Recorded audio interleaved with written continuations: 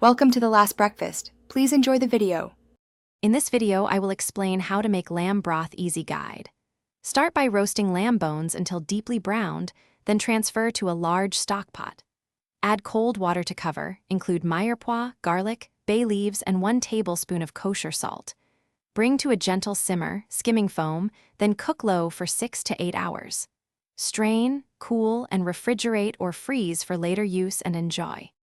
Use simple ingredients for a clean, rich lamb broth that enhances many dishes.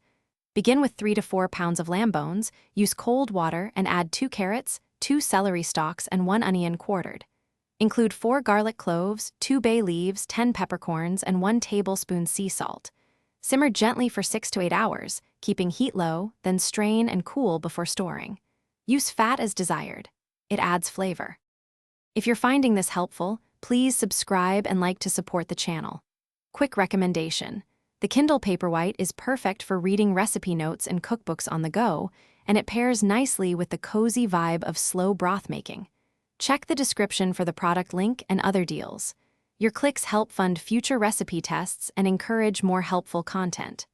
Thanks for the support. Now let's get back to the video. Keep the simmer gentle to extract clear, flavorful broth without cloudiness.